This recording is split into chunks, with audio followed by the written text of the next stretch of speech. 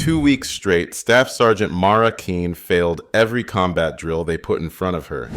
She missed easy shots, froze in doorways, botched reloads. On the obstacle course, a single flashbang stopped her cold. Whispers started. Maybe she'd slipped into the program by mistake. Others said she was dragging her team down on purpose. The instructors had heard enough excuses. One more failure, and she'd be gone. But on the day her dismissal seemed certain, a black SUV rolled onto the range. A SEAL commander stepped out. He didn't ask questions. He didn't review her scores. He just gave a single, sharp order. 3 words she hadn't heard in years.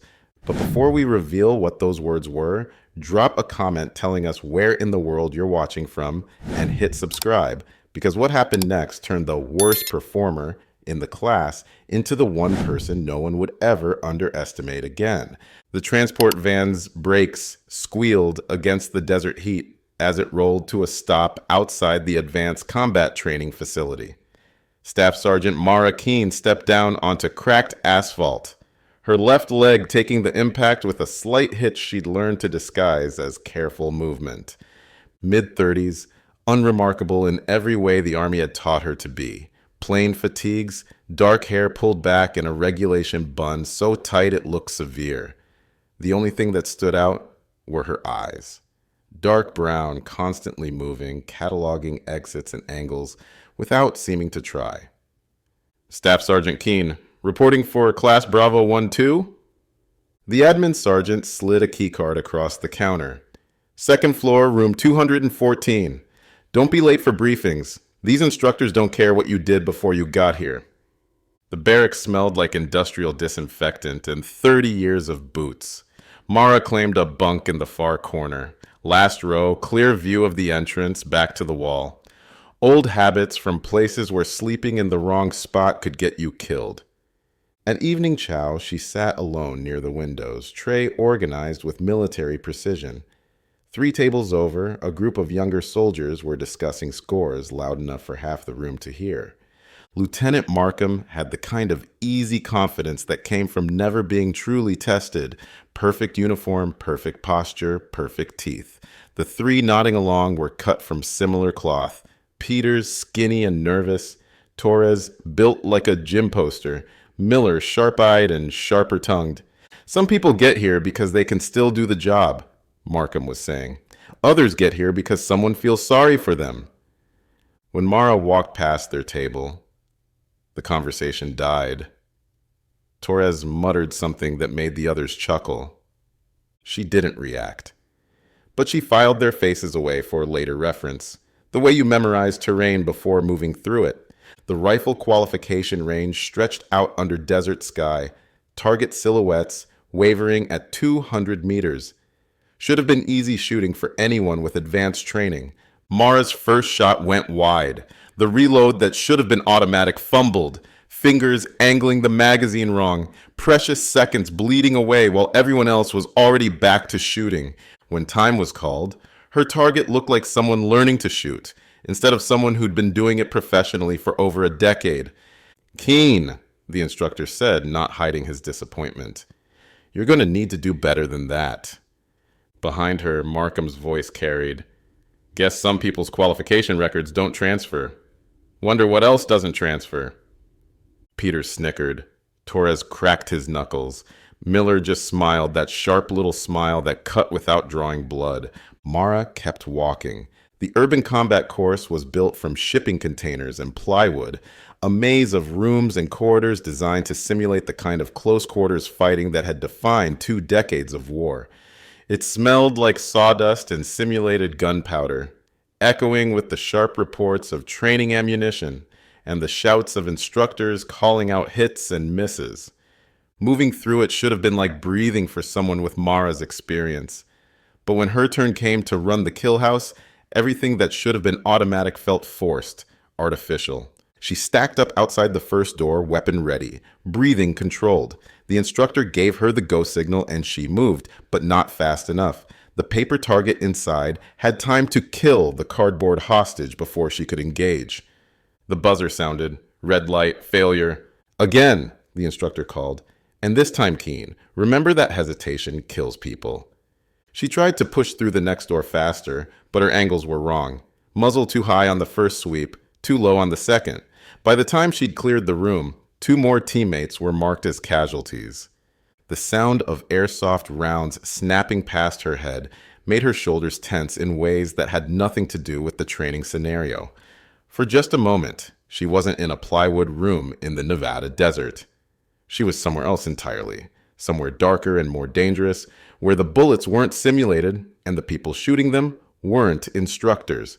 Keene! The voice cut through whatever memory had grabbed her. You still with us? She blinked, oriented herself, finished the run. But the damage was done. Her final score was near the bottom of the board and everyone could see it. Back in the staging area, Markham made sure his voice carried when he talked to his crew. That was painful to watch. Seriously painful. Someone's going to get hurt if she keeps freezing up like that. Maybe she should try a different line of work, Miller added. Something safer, like accounting. Torres flexed his shoulders, a gesture that seemed casual but drew attention to exactly how much bigger he was than most people in the room. I don't know what she did before this, but it sure wasn't combat. Peters laughed, high and nervous. Maybe she was a cook or something, rear echelon stuff. They weren't being subtle about it. Half the people in the staging area could hear them, including the instructors. But they kept their voices just on the right side of what could be called constructive criticism rather than harassment. Mara finished cleaning her weapon in silence, checked her gear, and walked out without acknowledging any of it. But Master Chief Raines was watching, had been watching since the first day, and what he saw didn't match what everyone else was seeing. Most people looked at Mara Keene and saw someone struggling to keep up. Raines saw someone holding back. The difference was subtle but unmistakable once you knew what to look for. During breaks between exercises, she moved through the base like someone who'd memorized every corner. Her gear was arranged with a precision that spoke of years spent where disorganization could get you killed. When she thought no one was looking, her hands ran through weapons manipulations with a fluidity that contradicted every fumbled reload on the range. And then there were the little things. The way she positioned herself during briefings, always near an exit, always where she could see the whole room. How she ate her meals, methodically, efficiently, eyes constantly scanning without seeming to. The fact that she never sat with her back to an open space. These weren't the habits of someone new to combat. They were the reflexes of someone who'd learned to survive in very dangerous places. Raines had seen enough operators over the years to recognize the type. Quiet professionals who did their jobs without fanfare, collected their paychecks, and disappeared back into whatever shadows they'd emerged from. The kind of people who made warfare look easy because they'd made it an art form. But he'd also seen what happened when those same people got broken, when the places they'd been and the things they'd done finally caught up with them. Sometimes the machinery just stopped working the way it was supposed to. The question was whether Mara Keene was broken or just dormant. By the end of the first week, the nicknames had stuck like desert sand in your boots. Tourist followed Mara everywhere, whispered just loud enough for her to hear. Dead weight got tossed around whenever she slowed down a team exercise. The 4 antagonists had made it their personal mission to remind her, and everyone else, that she didn't belong. Hey, tourist, Markham called out as she passed their table in the mess hall. Planning to visit the range again tomorrow? Or are you going sightseeing somewhere else? Peter snorted into his coffee. Maybe she should stick to the gift shop. Less dangerous. Mara kept walking. Same steady pace, same neutral expression. But Raines noticed the way her jaw tightened almost imperceptibly, the way her hands stayed loose at her sides, in a way that suggested conscious effort. The breaking point came during the obstacle course. It should have been straightforward. Over the wall, across the rope bridge, under the wire, through the tire run. Physical challenges that had nothing to do with weapons or tactics, just raw fitness and determination. The kind of thing Mara should have been able to do in her sleep. She started well, cleared the first wall clean, crossed the rope bridge with sure footing, low-crawled under the wire without snagging her gear. Her time was competitive, maybe even good. And then came the flashbang simulator. The device was designed to replicate the disorienting effects of a stun grenade, a sharp crack like thunder, bright white light that burned through closed eyelids, standard equipment for preparing soldiers for the sensory chaos of real combat. When it went off, Mara froze. Not a tactical pause. Not a moment of assessment. Complete paralyzed stillness, like someone had cut her strings. Her breathing quickened, eyes wide and distant, staring at something no one else could see. The seconds stretched. 5, 10, 15. Other trainees were finishing the course, calling out their times, slapping each other on the back. But Mara stood motionless in the middle of the obstacle, trapped in whatever memory the sound had triggered. "Keene!" The instructor's voice cut through the desert air. "Move!"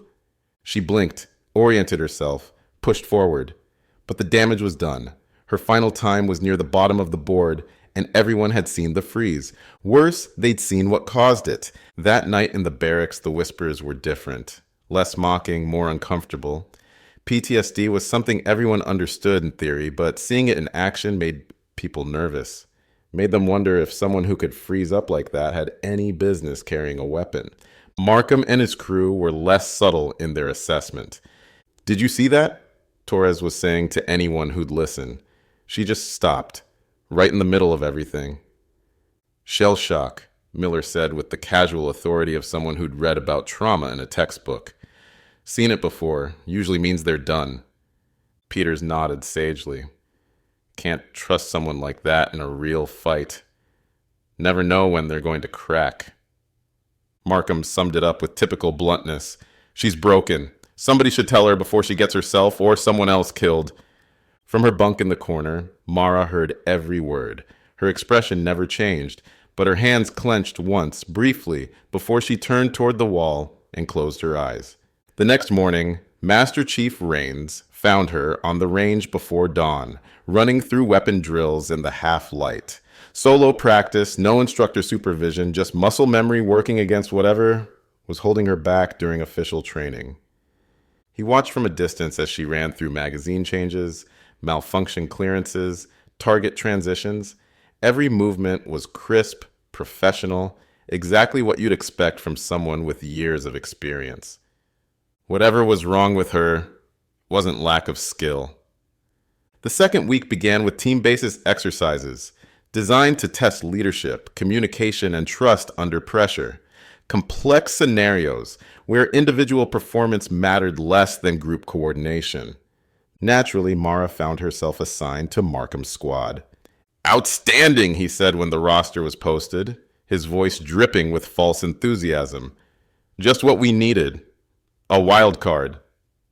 The exercise was a multi-building urban assault, complete with role players acting as both hostiles and civilians. Points were awarded for speed, accuracy, and casualty prevention. Points were lost for friendly fire, civilian casualties, and team members killed during the operation. It should have been a chance for Mara to prove herself in a setting that emphasized tactics over individual performance. Instead, it became a showcase for everything that was wrong. The first building went badly from the start. When they stacked up outside the entrance, Mara hesitated just long enough for the timing to fall apart. Peters went through the door alone, took a simulated hit from a hostile actor, and immediately called out his death. "Thanks a lot, deadweight," he said, loud enough for everyone to hear. "Really appreciate the backup." The instructor marking the exercise made a note on his clipboard. One team member down, and they hadn't even cleared the first room. Markham took charge with the kind of aggressive leadership that looked impressive, but ignored what was actually happening. "Keene, stay in the back. We'll handle the dangerous stuff." She didn't argue, just moved to the rear of the formation, then followed orders, even when those orders made no tactical sense. By the third building, her hesitations had cost them 2 more casualties. The instructors weren't even trying to hide their disappointment. One of them keyed his radio and called back to the evaluation center. "Squad 4 is done. No point continuing." But they finished anyway, going through the motions of an exercise that had already been marked as a failure. When they reached the extraction point, Markham was red-faced with frustration. "This is exactly what I was talking about. he said to anyone who would listen.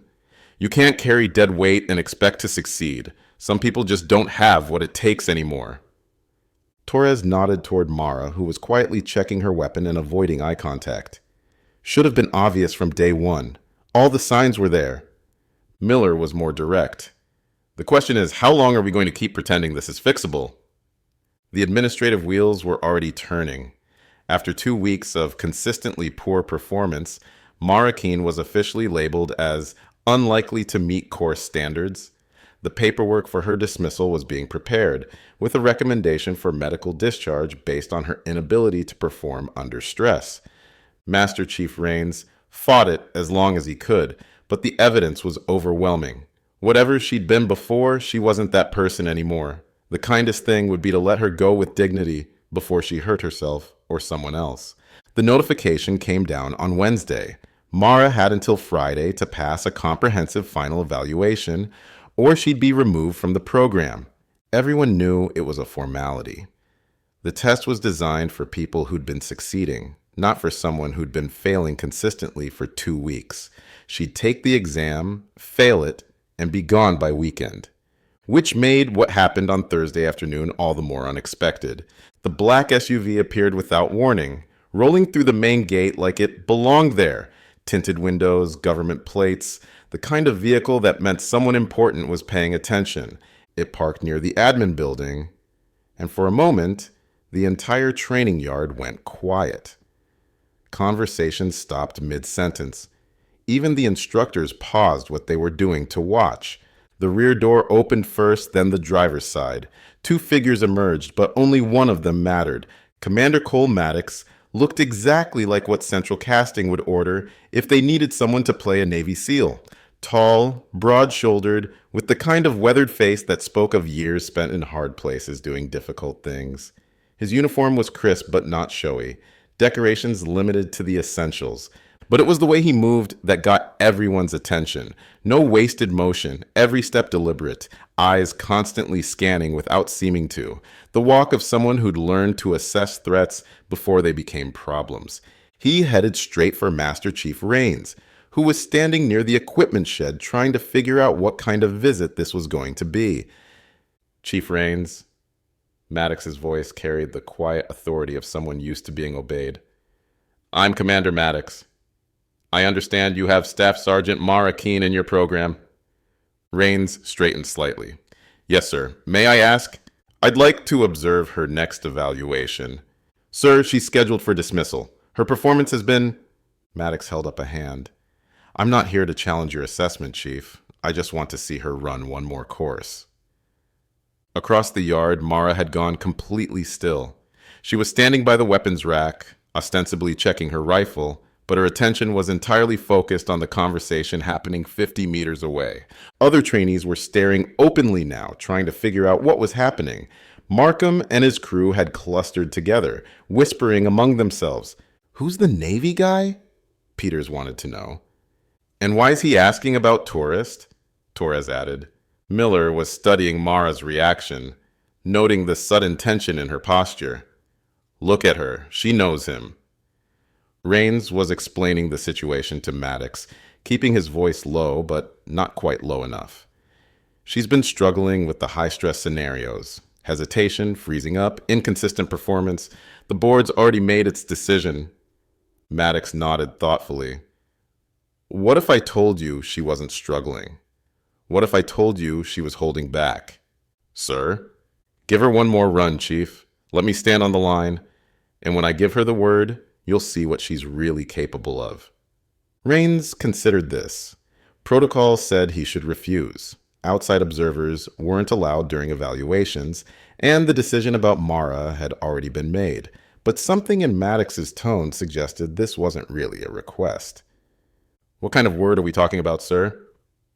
Maddox's mouth ticked in what might have been a smile. Just 2 words, Chief. That's all it'll take. The afternoon sun was brutal, turning the training complex into an oven that baked everything under open sky. Heat shimmers rose from asphalt and concrete, distorting the air until distant objects seemed to dance. Mara's squad assembled for their final evaluation in the staging area, gear checked and weapons loaded with training ammunition. The scenario was straightforward. Urban hostage rescue, multiple buildings, unknown number of hostile actors, 30-minute time limit. It was the same type of exercise they'd been running all week, the same type Mara had been failing consistently. Commander Maddox positioned himself just inside the perimeter fence, hands clasped behind his back, watching with the intensity of someone who'd seen similar operations conducted for real. He didn't have a clipboard or headset, just eyes that missed nothing. The other instructors gave him space, uncertain about his presence, but unwilling to challenge someone with his obvious authority. Master Chief Rains stood nearby, equally curious about what was about to happen. When the squad moved out, Mara fell into her usual pattern almost immediately. Careful entries, excessive caution at corners, hesitation at every decision point, the kind of behavior that had marked her as unreliable for 2 straight weeks. Markham's voice crackled over the comm system. "Here we go again. Try to keep up this time, tourist." They breached the first building and immediately ran into problems. Mara's slow entry allowed a hostile actor to kill Peters before he could react.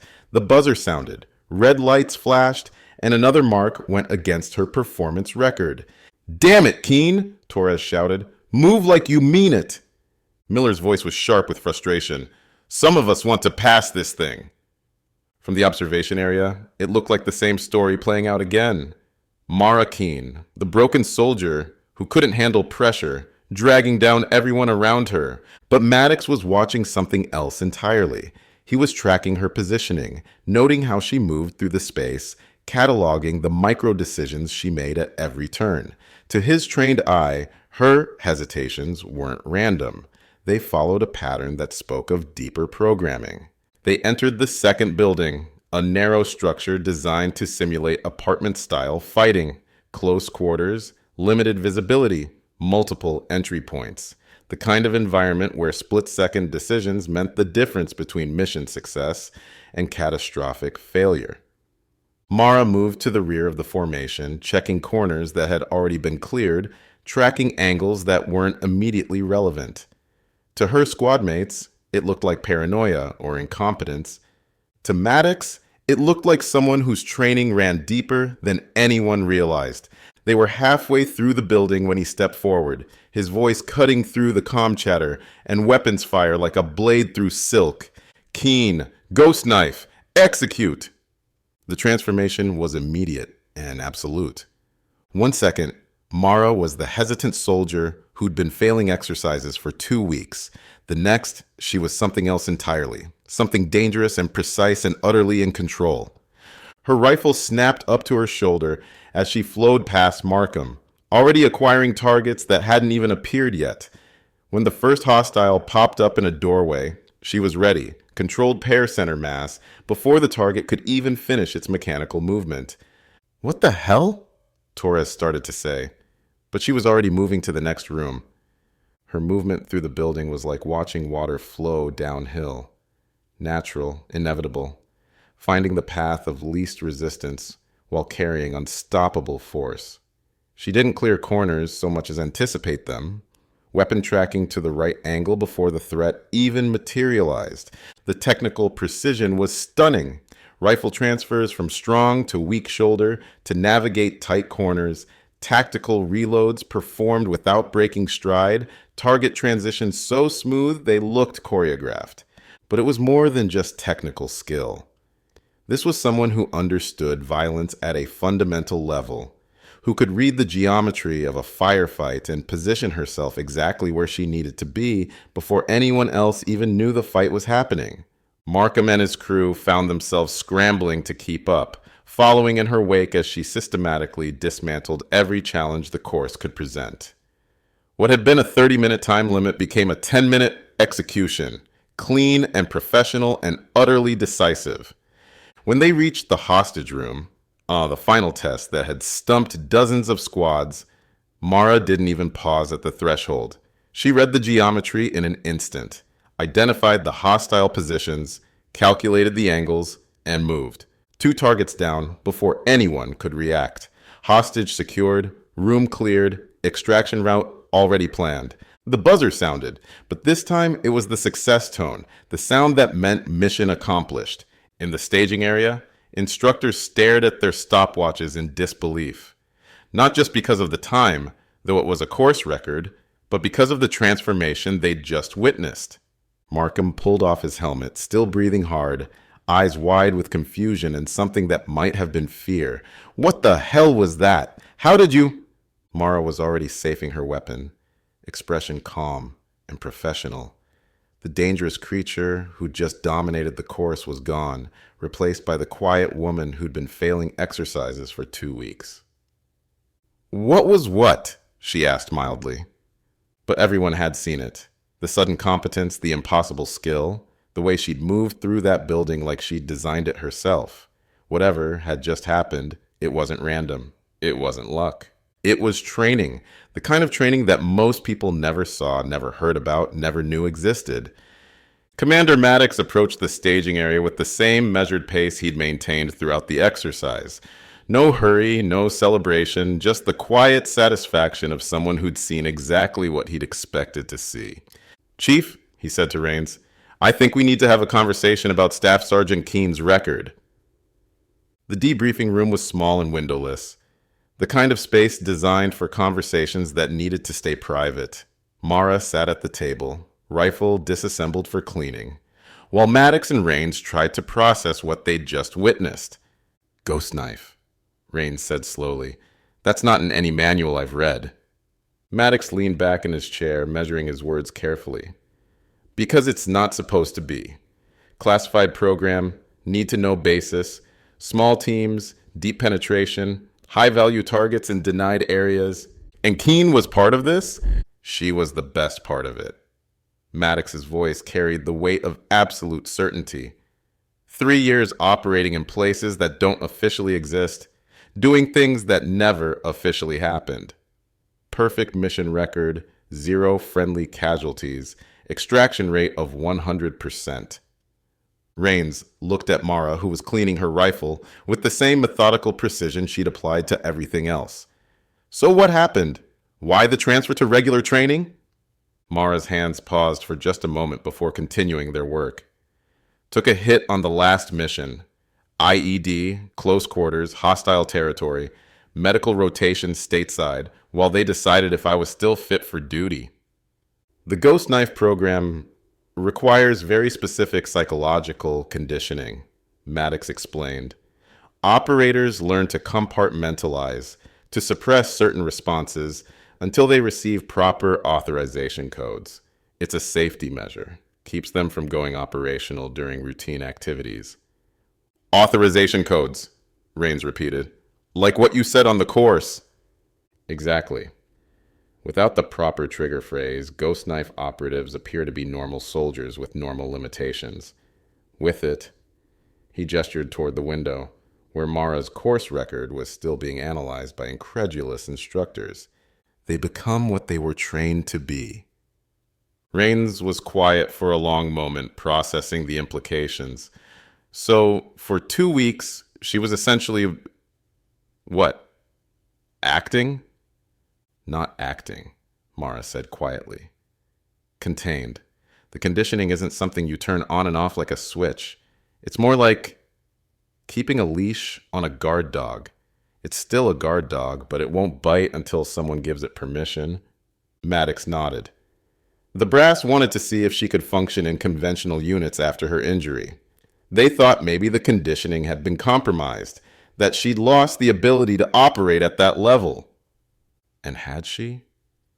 "You saw what happened out there, Chief. Does that look compromised to you?" The course record stayed on the board for the rest of the program. A stark reminder that sometimes appearances could be deceiving. Mara's name sat at the top in clean block letters, her time untouched despite 2 more weeks of attempts by increasingly motivated trainees. The discharge recommendation vanished from her file within hours. In its place appeared a new assignment: Advanced Tactical Instructor, Special Operations Training Command. Not a demotion or a lateral move, but a recognition of capabilities that few people even knew existed. Markham and his crew became notably quieter after the exercise. No more nicknames, no more casual harassment. They'd seen something that didn't fit into their understanding of how the world worked, and it had shaken them more than they wanted to admit. Peters tried to apologize one evening, catching Mara outside the mess hall. Look, we didn't know. About what you could do, I mean. Mara considered this for a moment. Most people don't. That's kind of the point. But why didn't you just, show them earlier? Save yourself all the grief? Her answer was simple and devastating. Because I wasn't authorized to. Torres and Miller kept their distance, speaking to her only when required for training purposes. But Raines noticed they'd started studying her technique during exercises, trying to understand how someone could move through a space with such absolute confidence. Markham was the most affected. The easy arrogance that had defined him for 2 weeks was gone, replaced by a quiet uncertainty that made him second-guess every decision. He'd built his identity around being the best, the natural leader, the obvious choice for advanced assignments.